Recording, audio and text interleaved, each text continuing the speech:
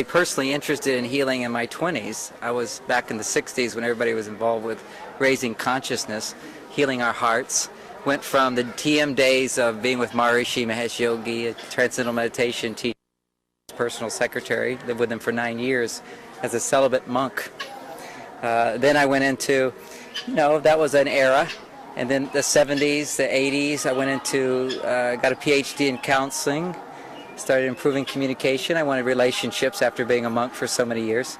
And it was a wonderful time in my life. Got married, had a family, and really all my teachings come from my own personal needs. I wanted to have a very successful marriage, so I started learning about what makes a relationship work. And I did, and I was able to transfer that on to other people. I think my early years of meditation really helped me in giving me an objectivity to things and a very positive spiritual perspective, which is everything is ideally needs to be viewed from a positive point of view. Then I was able to look at the differences between men and women in a positive point of view, with men are from Mars, women are from Venus. In the past, everybody knew men and women were really different, but they never had anything good to say about the differences. And I came along to say, hey, it's all good. It's God's grace. It's viva la difference. This is what makes the world go round. So, achieving lots of success in teaching that area, I also used to teach success workshops, which involved learning to meditate, self-healing, healing the heart. But what became most popular was the ideas of men are from Mars, women are from Venus. So I focused primarily on that. Then, around 1992, I became blind in this eye. I went to the doctors, I went to 16 specialists, nobody could heal it. A big problem, and it was a big problem. So I decided, okay, if they can't do it, I'll seek out alternative healers. So with the means that I had and the success I achieved, I was able to contact and travel around the world easily, visiting and getting the greatest healers. And so in my travels, experiencing this energy, I found that if you can be healed, you can also heal somebody else. Once you experience it happen to you, my visions come back. If you can be healed, you go, hey, this really works. So then you have the confidence to go out and heal other people. And in my style, I've been able to take something which was esoteric and complex and put it in very simple terms. So over the last 9 years, I've been developing a whole healing teaching, which teaches people how to heal themselves and literally how to heal other people as well. So what's the source of healing? What's the bottom line of the healing? Well, there's a variety of ways of doing healing on people. We're talking healing the heart, we're talking healing the body, healing cancer, healing rashes in your body, healing arthritis in your body, healing lower back pain, chronic pain, been in an accident, pain for 10 years, sometimes in 10 minutes, gone. People walk out, they can't believe it. It's literally miraculous, unbelievable. And so there's many, many ways. Other healers do all kinds of things. In the Philippines, I went to healers there. I went to the healers in Hawaii, the kahunas, in Mexico, the shamans, in Peru.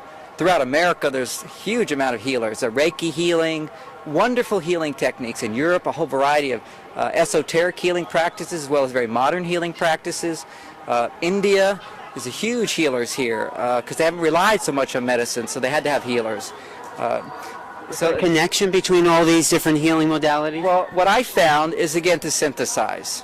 Basically, they're all different approaches, shaking a rattle, praying to someone, doing this, whatever. But the bottom line is we're all doing the same thing. And everybody's doing it anyway. If you're a healthy person, you're already healing yourself all the time. You're doing certain things in your life that allow healing energy to flow in your body. We'll call it life force. I call it natural energy. See, if you're in an unnatural environment with fluorescent lights and computers around you and technology around you all the time, you start vibrating at that rate, and you stop vibrating at the rate of being in nature. So you see in these ceremonies here, there's fire, and there's waters, and there's oils, and there's smells, and you're out in the air, and there's animals going by and drinking water. These are all natural ingredients. When we're around natural ingredients, the natural energy, we resonate with it. Just like if you hit a C chord on the piano, the C note on a guitar will resonate. If you intensify your experience of nature, then the natural healing power within you becomes awakened. So as a healer, and I've trained literally hundreds of healers who all do miraculous healings just like I can do. And other healers do as well. What they're doing, in some way, whatever, they're able to relax their minds to get back to the natural state, the relaxed state, a state which is free of stress and distress. Then they connect with the natural energy. whether it be the fire, or the water, or flowers. I use a lot of roses in my work. The rose is a very healing influence. Connecting with that energy. Once you can feel this energy, which I can teach anybody in one day how to feel the energy, it comes right in through your fingertips. You pull it in through your fingertips. If you can feel it, you can just pull it in. Just like I can raise my hand up, I can pull energy in my fingertips. As soon as I pull in extra energy in my fingertips, if somebody's sick, I can send that energy into them. This energy can be even measured with a meter. I've got a meter at home. I can aim at it, and the meter goes up. It's magnetic energy, which when it hits the body turns to more electric energy. So what happens is people have miraculous healings. Now, not everybody gets the same kind of healing, but pain relief is one of the easiest things. People have to have, the healer has to be able to connect with the energy. The client has to be open to receive it. And for maximum healing, you have to open yourself to the higher power, the greater power. And that's where you bring God's power in. And for some people go, what is this God? It's very simple to understand the God I'm talking about. It's the God of every single religion, every single name. It's the one God. It's the one force that gives us all life. Jesus said it beautifully. When the rabbi questioned Jesus and said, who is this God you talk to who's like your father? He said, this is a God you cannot see. He's invisible. Not even he. God is invisible. Like the wind. You don't doubt the wind because you can feel it blowing on your face. Likewise, this God I talk to is invisible. But when you call and you get the response, then you know that God is always listening. God is always answering our prayers. And when people pray a lot and they're sick, what it means is not their prayers weren't answered. It means that they weren't able to receive their answers. And that's what I really love to heal, somebody who's done a lot of prayer in their life, because it's like they've been praying, getting the results, and they're all waiting for that person to be able to open up and receive it. And that's the gift of going to a healer. The healer just touches you, or even thinks and sends the energy to you that you've already drawn to yourself. But anybody, whether they've done a lot of prayer or not, the healing energy is available in infinite supply for anybody at any time once they learn how to tap it, to turn the switch and let it flow in. So from this perspective, it's not really miraculous. It only seems miraculous because we've been suffering from pain for 10 years. We're on drugs and medications and all this stuff, and nothing seems to help. And in 10 minutes, it's gone. Why is it gone? It's like a little baby crying. Pain is only a baby crying. The baby's saying, Mommy, come, hold me. That's all it takes. Pull the energy to me. And the healer comes and touches the pain, and the pain goes away. It just wants to be heard. Hear me. And what's actually happening on a physiological level is the energy which is not moving in the body. It's just blocked energy pain. You put the hand there, the energy flows in, the energy flows through their body, the pain goes away. It's an amazing process. And what's so exciting is this time we're living in is that there truly is a huge shift that's happened on the planet. I've been teaching meditation for over 28 years. I know how people progress in meditation. What took me 25 years to achieve, usually 12 hours a day minimum meditating in my first 10 years, then 4 or 5 hours a day after that. I'm an expert, master of meditation. What took me 25 years to achieve, I can teach anybody to experience and have in one day. Now this change started 3 years ago. What's the focus of that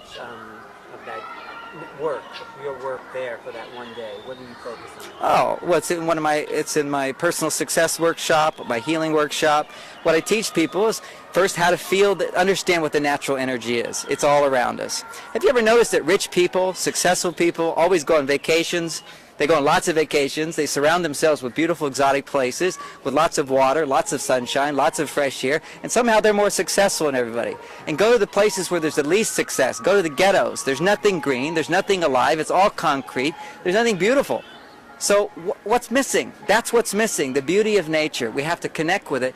And just going to nature, spending time in nature will help keep people healthier. But learning how to actually feel that energy and then control it. See, you command it, you direct it, you just pull it in. Just like my body's nature. I lift my arm, it goes up. I can pull the energy in, I can send the energy out. It's a very easy process to do. It's not complicated, but a person has to be capable of doing it.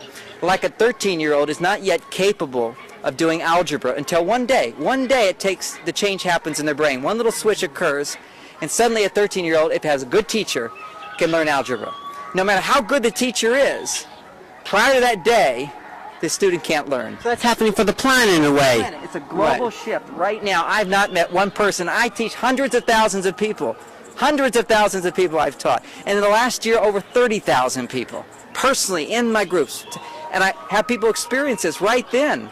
It's like, and I've been teaching 28 years. Never could groups experience that before. I couldn't even experience before. Now anybody can do it. But it does take learning from a teacher who has it. It's like, in a sense, this capacity, like learning algebra. Around puberty, right after puberty, a change takes place in the brain. You now have the capacity to develop abstract thinking. If you don't have a good teacher to help you develop it, you never develop it. And you never even know you have that ability. So talk about people like Swami Kaleshwar. What's the significance of someone like that on the planet? Well, Swami Kaleshwar is my best friend.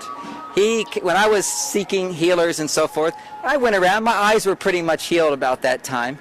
And then a friend told me that Swami Kaleshwar is in town, and that a young saint from India, and that he had miraculous powers, and he would demonstrate them. He doesn't just do it like tricks, but as a healing for someone. It's part of the healing process for him. If you do something which is out of the ordinary, that people can't explain, like a manifesting of the ash. This ash just comes right out of nowhere. He just goes like this, and ash comes out. When you see that, you go, wow, there's more to life than I know. What that does is it opens someone up.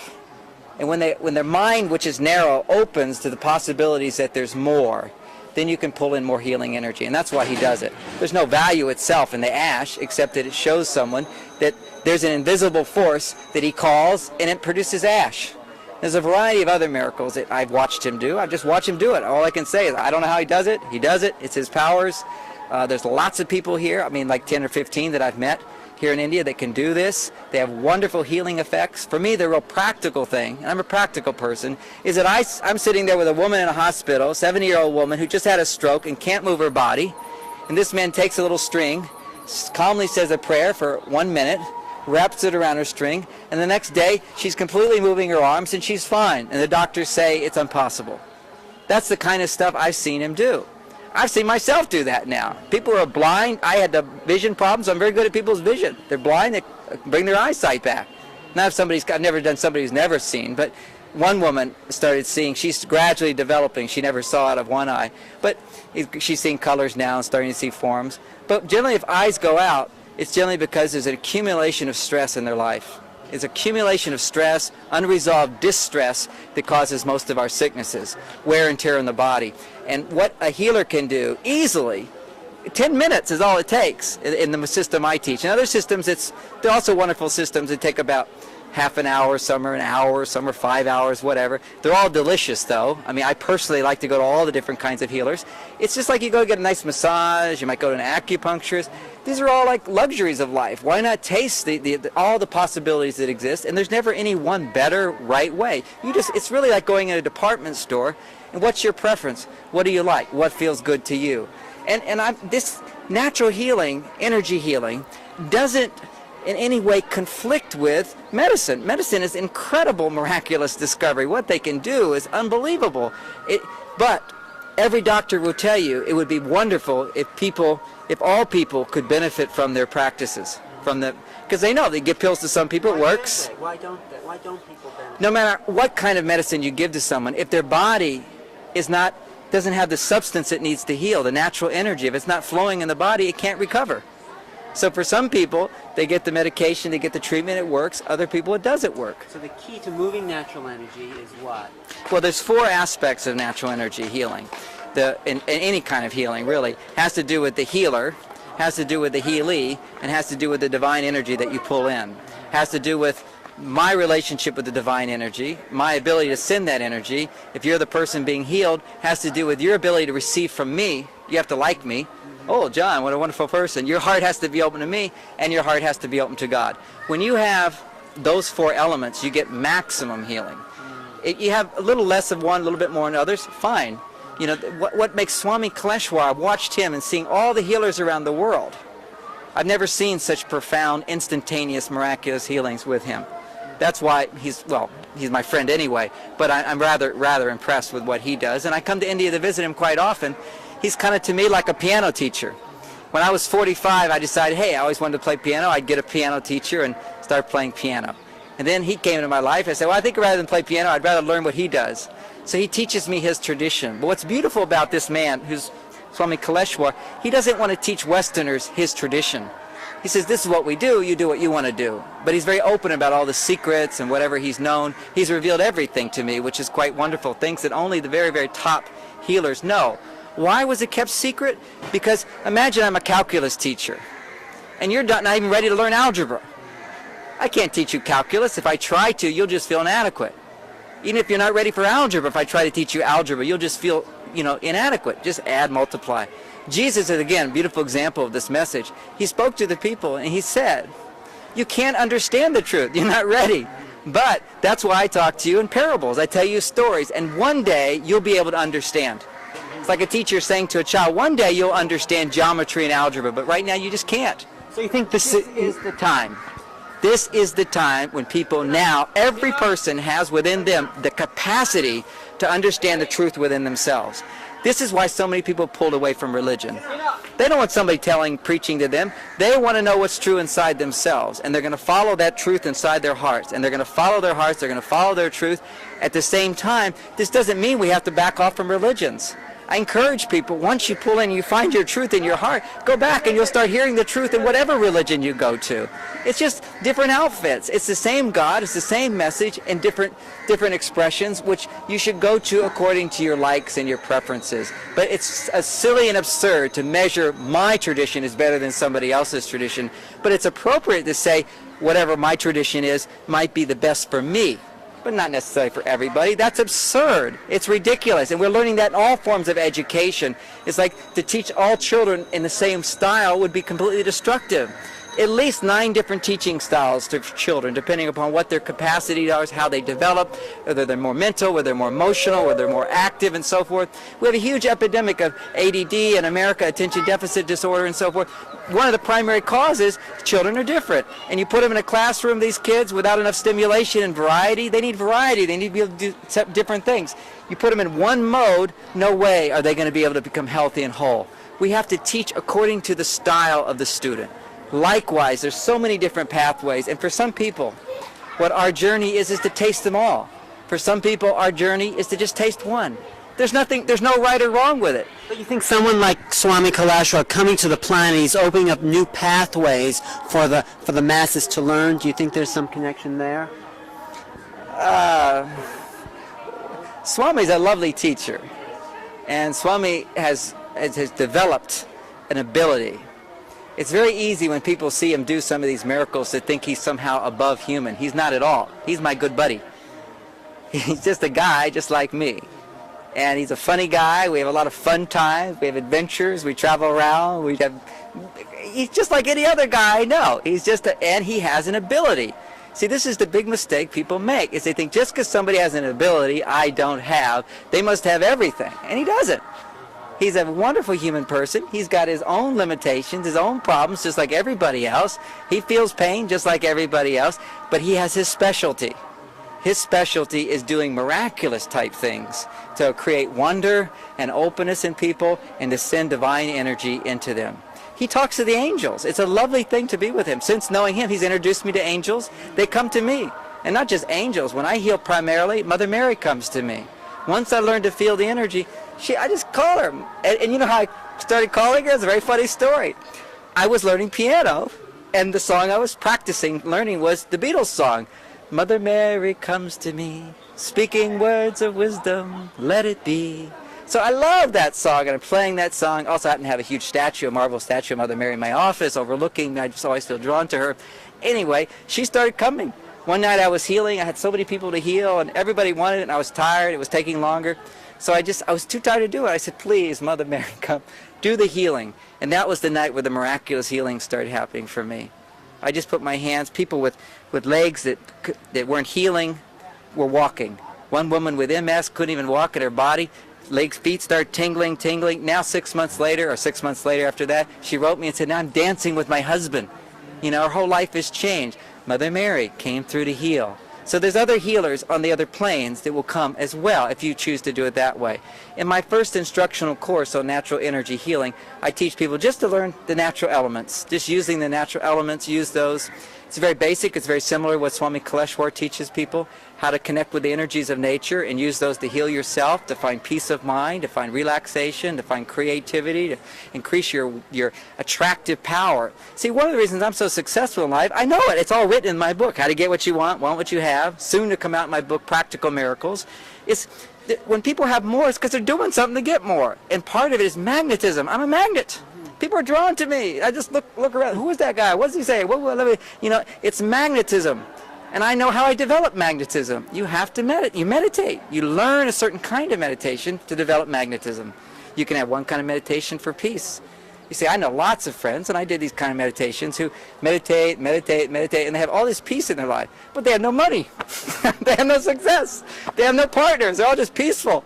I mean, see, the thing about it is if you just get stuck with one tool, one technique, you get that. You have peace, but that's all you get. Who wants just peace? How about a little joy, excitement, energy like that? How about some love, some passion, great sex? These are all parts of life. This is a beautiful part of the spiritual message of the new millennium. Every part of life is here to be enjoyed. Sacrifice, giving up is no longer the way to God. We are there. People got to wake up. We are there. This is it. There's nothing more to go up. It's now to bring the energy down, bring the energy into life, bring God's heaven into this world. And that's what we're here to do. I spent my younger years fasting, meditating, giving up. So finally I could experience this divine experience. Well, and one day people can do it. Not a big deal. All they have to have somebody who's there who can awaken it, just like a jumper cable. If your battery's dead, it's not really, it's just not running. You just put a jumper cables, turn on the engine, 10 minutes, they're gone, they're ready to go. When I do an instant healing, it's not that everything always gets healed right in that moment. What happens is the switch turns on so their body can start healing. See, a healthy person gets sick. I still get, well, I don't really get much sick, but some people, you get sick, a lot of stress and wear and tear, you get sick, then what do? Your body heals itself. And some people, it doesn't heal themselves. When the body stops healing itself, then little sicknesses turn into big sicknesses like cancer. Cancer is definitely not a natural sickness. Cancer is when your body stops healing itself. Arthritis is the rigidity that happens when you stop flowing with life. Every disease comes from the lifestyle we live, the way we interact with life, and it can all be healed, or it can be helped, we'll put it that way.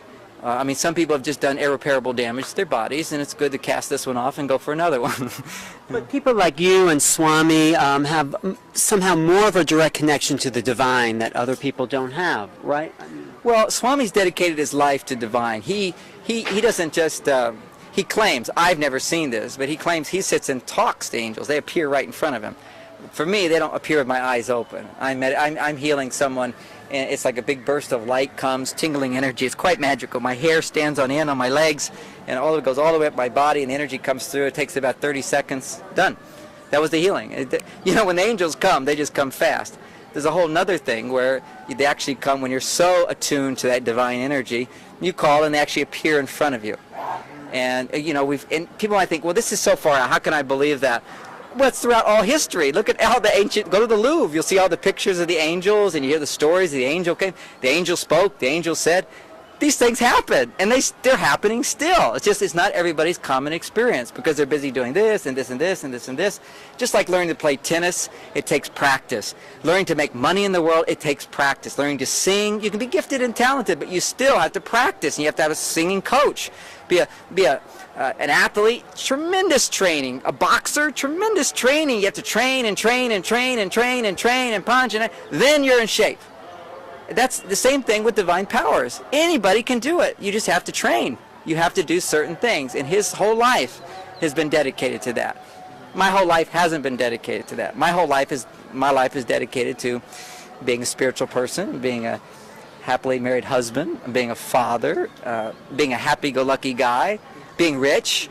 I like it all. And great sex, these are all very important elements of life. And I go for the whole picture. Yeah, he was born with a certain facility, a certain talent for that. He was naturally gifted. At 13 years old, he started just healing people. Just touching snake bites, people dying of cobra bites, touch, and they'd be healed.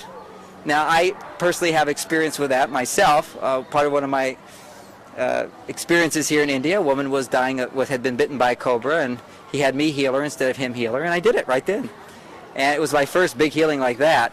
And part of when you heal, miraculous healing, you go one step beyond. In my natural energy healing process, I teach people the two basic steps. One is you send energy in, and that's the beginners, and that's what most healers use, basically.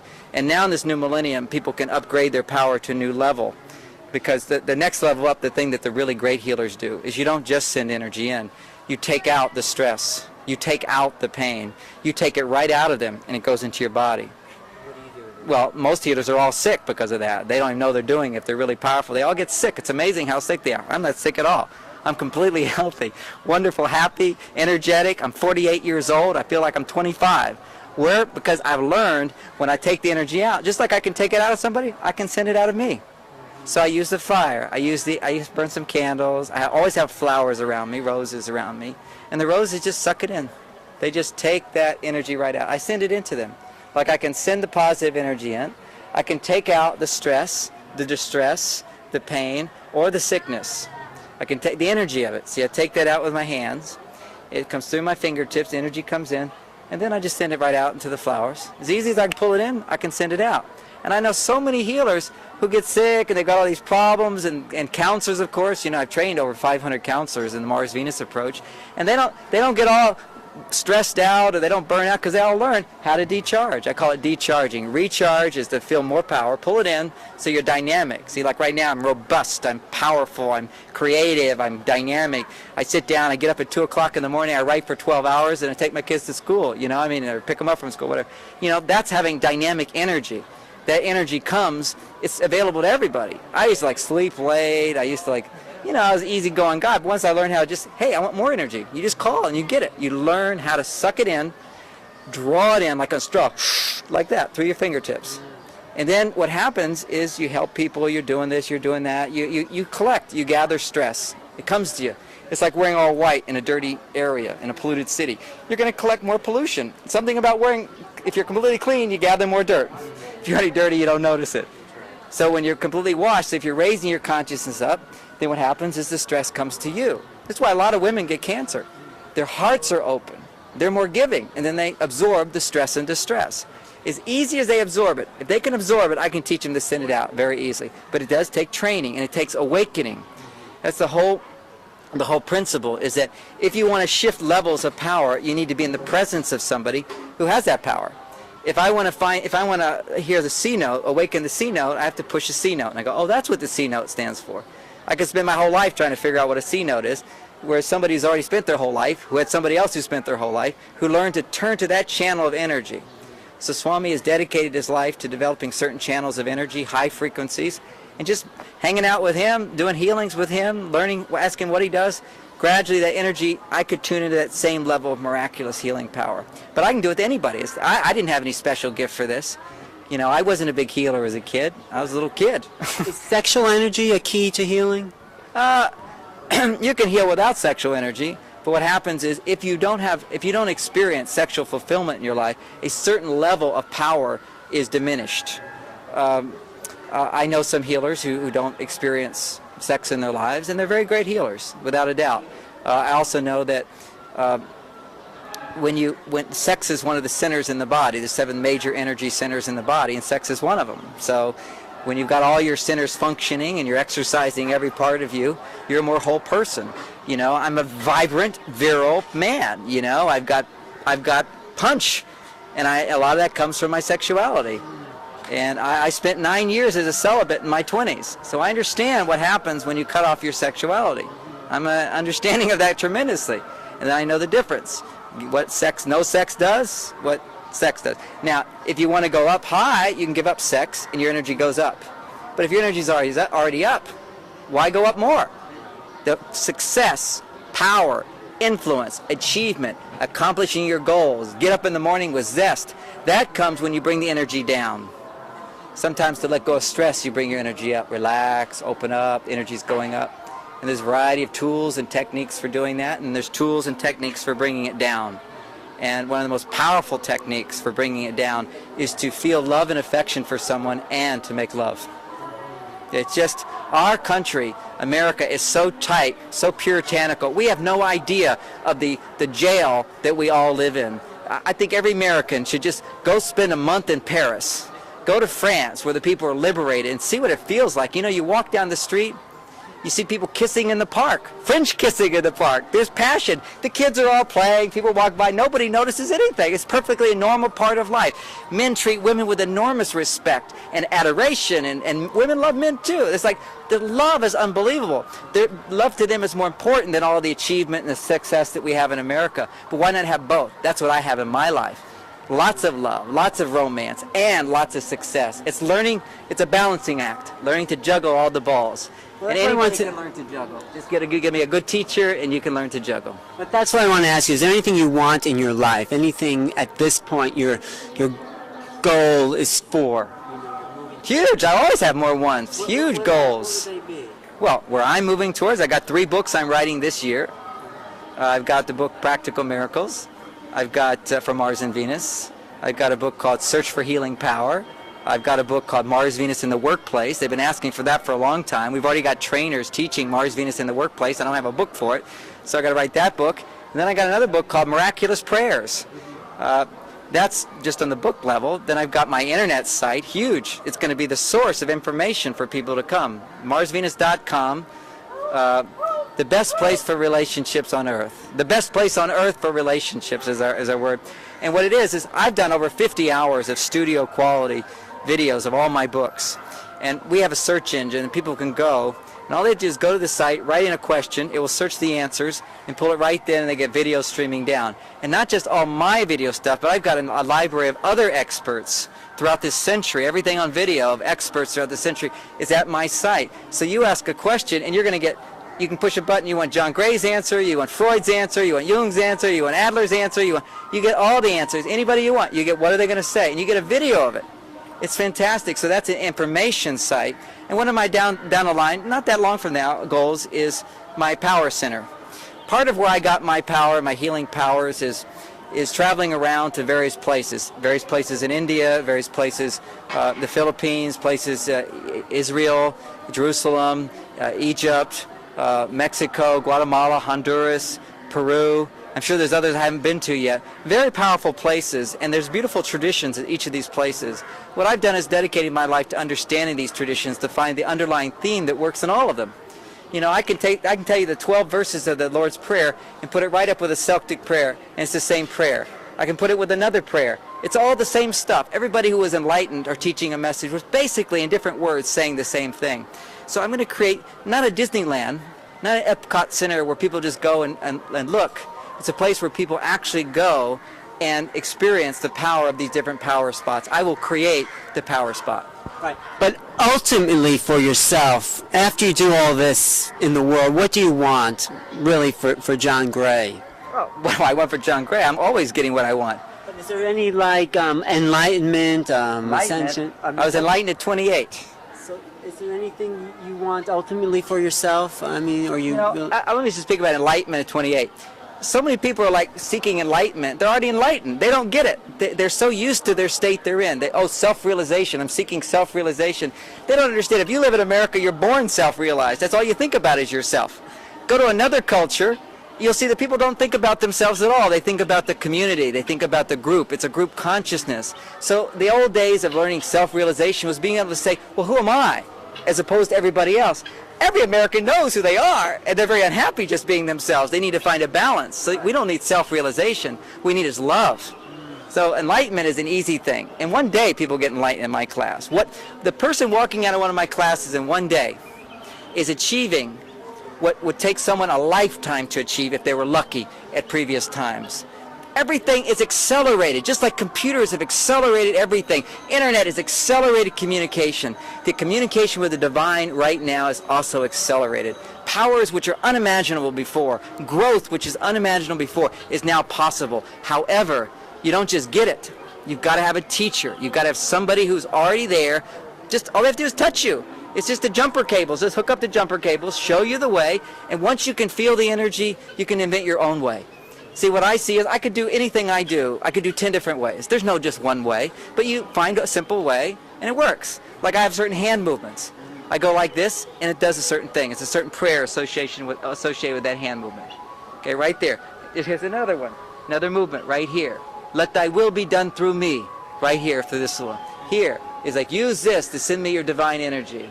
This one, this is prayer. Hear my prayer. What do I want? Say what you want. You're talking to the great power, God, whatever you want to call it. So there's so many different modalities and tools and all the different cultures. And once you understand the truth, when you understand the truth, then you see it everywhere. I see it on the walls of the Egyptian tombs, the same stuff Jesus was talking about. And why not? After all, Jesus grew up in Egypt and in India, went there. You can see the places he visited here. You know, he was a big person. Anybody who knows the truth sees it everywhere. If somebody thinks they have the only truth, they don't see the truth. Okay, so sort of in conclusion, I appreciate.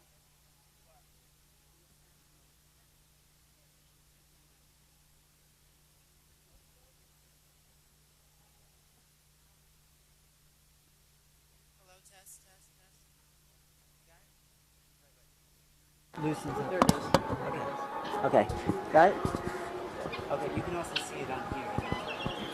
Okay, good. So in conclusion, just let's pull Swami into this a little bit and all the work you've done in your whole lifetime and just see where we're going as a planet and people like you and Swami, where the direction we're heading as a planetary consciousness. That's sort of what I want to know. Well, I think where we're going in a planetary consciousness is instead of having a few really fantastic, great people, we're going to have as a whole planet of really fantastic people. I don't see myself above anybody, and everybody I meet has the same potentials I have. I have the more skills. I've devoted my life to developing these skills. Now what Swami has, he's a little exception to the rule. He's specialized. He's like a brain surgeon. Not everybody can be a brain surgeon, but everybody can be a John Gray. And I can do miraculous healings. I may not be able to do all the other stuff he does, but that's the practical stuff.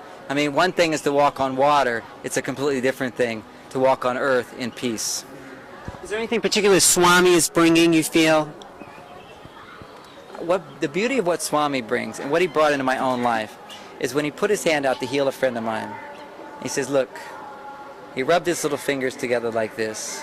He pulled up his sleeve, did this, rubbed his fingers, and out plopped in my hand like a big drop of water, huge splash of water, and it was dry ash. It smelled like perfume. I went, wow. And I said to him, how do you do that? He just smiled. I said, can you teach me? He says, you're hungry, I will serve you a meal. Now, he's teaching me to do that kind of stuff. That's not, everybody doesn't want to dedicate their life and time to figuring out some of that stuff. That's more brain surgery. But what he gives people when he demonstrates those miraculous powers is it opens your mind to recognizing there are more possibilities in life than you thought was possible. There are forces that you cannot see that will come to your aid if you ask. And it's all about, unless you believe, you can't pull that energy in. So when you get demonstrations of God's power working to heal someone, and you see it just like that, then you believe. And when you believe, that's the doorway. Unless you believe as if miracles are really possible, they don't happen in your life. Actually, you said in your book that because of Swami, science will start to come up with new ideas and new theories of matter and energy. You said something like that in your book. Do you remember that? It's like we'll be able to take the demonstrations Swami has shown people and create new scientific theories about the materialization of matter. What I'm describing when I say that watching his demonstrations of miracles, not something that's 2,000 years ago or 300 years ago, but a guy right now just tossing miracles left and right. What that does is it gives us a basis to study how it's done from somebody in our language. We can talk to them, we can find out, and we can start measuring. Already the devices are there. I can aim my hand and send magnetic energy to a device I have at home, and it will measure, the meter will go up. It's not heat energy, it's magnetic energy, and that's the energy that I send into people. I can be in another room and think about the machine, and I'll tell them I'm thinking about the machine now, sending my energy. I put a little rock next to it, and I'm sending my energy to the rock or anybody standing next to it, and the needle goes up.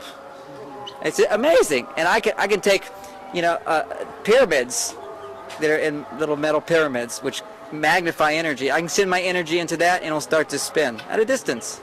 And I don't do anything compared to what this guy does. He does amazing, amazing things. So what he does is you see that, you go, wow, this is wonderful, this is amazing. And when your mind opens, you're able to pull in the healing energy. And it's different than when I go to see a famous magician. You know, people might think, oh, John Gray, he went to see this guy, but he's still being fooled. Doug Henning was my best friend for years, who was the first famous magician in this century, who brought back magic and did Las Vegas shows. He was the first one to bring the whole thing back. I was backstage. I know how all the tricks are done. My brother's a magician. I understand all that stuff. So I know how to watch. And it took me months to become convinced that when Swami did this stuff, that it wasn't any trick. I was even traveling with him. I looked through his suitcase to see what's happening. None of it. It just, he does it. And so that opened my mind. And he even told me, he brought me around on my journeys, around India at least, to other miracle people. Because he says, good for you to see it. The more you can see it, the more you believe it's possible, the more familiar you become with it, and then you're able to pull that energy more. And I know it has certainly had a profound effect on me. And even hearing about it, even for people that aren't able to see him or do it, but just to talk to somebody who's actually seen it, you start opening your mind. Maybe it's possible. What's beautiful that I do for people, which is, even if they don't see the big miracles or whatever, just any healer, natural energy healer, if you feel the energy flowing, you go, wow, this is amazing. I'm feeling better already. Something is happening. I'm praying, I'm asking for something, and I'm getting it. It's such a beautiful experience in life to feel I don't have to do it all myself. See, I'm a self-made person. I did it all myself, and I used to struggle a lot until I just got that I haven't been doing it all myself the whole time anyway, and I don't have to do it all now either. And I noticed that whenever I struggle, it's simply, and all the people who struggle, they're like people who have a wonderful car, new car, fantastic car, full tank of gas, and they're ready to go on their journey. They start up the engine, they get out of the car, and start pushing. You don't have to do it all. All you have to do is sit behind the wheel and drive. You know, ask for help. Every day, ask for help. Plan your day. What do you want to do? And then ask for that energy to do it, and you have the energy to do it. This is within every human being's power to do it. And they need help to do it. It doesn't just come automatically. Do you think we'll actually live in a world where everyone knows that, and that will be the way we function as a society? Is that possible? Yes, it's happening now. Do you know, since Men Are From Mars came out 10 years ago, divorce rate now has gone down. It had been consistent since 1970. For 30 years, 50%. 50% of people getting divorced. Now it's 20% reduced. In this last year of the last millennium, it reduced by 20%. I predicted it, and I'll predict even more great things. This is, you know, all these things, terrible stuff's going to happen. Ridiculous. It's all ridiculous. It's just getting better, isn't it? It's only getting better. It's just getting better. That's the world we're going to be creating right now. And not everybody will enjoy it. Not everybody will be there. Some people are like slow learners. They refuse to change. They refuse to open up. They want to justify their pain. I don't need help. I'm not going to do it. That's hogwash. That's baloney. I remember when I started teaching, some people would be in the back row there just to prove that I couldn't help them. And you know what my mistake was? I tried to help them. I don't care about those people. God bless them. Suffer. They want to suffer. Let them suffer. But there's 80% of the people are ready to go. Right. Now, everybody has the capacity, but some people, their choice is to be miserable. They will not believe there's a way out, so they don't do anything about it. So any final words in the sense where you can just give people like just a little zap of what I mean, you've done it throughout the whole interview, but just something real practical, right? Anything just like a little like, here you can talk to the cameraman and just go right into some little real practical 1-minute exercise or something just to plant a seed in people's minds about, you know, just... One of the most important shifts you can make in your life right now is to recognize that your personal power can only come through if you do what you love to do. If you make sacrifices, if you let other people rule your life, if you let other people tell you what to do, if you live your life to please other people, and you don't do what you want to do, what makes you feel good, what you love to do, then you've disconnected from your power. And if you blame somebody else, like, oh, I can't because of so-and-so and so-and-so, you're just fooling yourself. You can always be yourself. Even if I'm locked in a jail, I can be myself and make the best of that situation instead of feeling like I can't, or someone did that to me. Whatever happens to you, it's your life, and you have the power to change it. And any energy you put into holding on to, well, I can't because of this, and I can't because of this. You're wasting your energy. Instead, start thinking, what do I want? And start being open to the possibilities of change, and change will occur. All prayers get answered, but you have to persist, and you have to keep your heart open, and you have to make changes to forgive, and to love, and to meditate, and to realize you're not in this world alone, and to pray every day, to pray, and to do it intelligently. Update your skills. Update all your skills. If you get a new computer, you have to update. You have to update. Realize that everything in the past has value, but it's all out of date. So you take what's good and you update it with what's happening right now. This is what is the basis of creating practical miracles in your life. John. Thank you. Just keep it rolling. Just talking to John Gray here at the Ashram of Swami Kaleshwar, and John's been telling us about his new work, Practical Miracles, and moving from his past work with relationships to focusing on how we can activate our own selves personally. You know, actually, there's really no shift in my work. I've always been very spiritual in all my work. It's always about love. It's always about forgiveness, and it's about communication. And all I'm teaching people now is how to communicate with the divine. Instead of each other, you're saying... With each other and with the divine. Right. It's all communication. I am an expert. My life is devoted to communication. And the best communication you can ever have is the communication with the divine, because that's where you get the most support. But it's still good to learn how to communicate with the opposite sex and your children. And then it's just one step after that. Your children, your wife, the divine. It goes my wife. It's me first, my wife, my children, my society, and God is all that. And the God divine helps me do all that. And I like that you said you didn't want anything for yourself at this point. You know, No, I do. I like my new cars. I like my beautiful house. I'm building another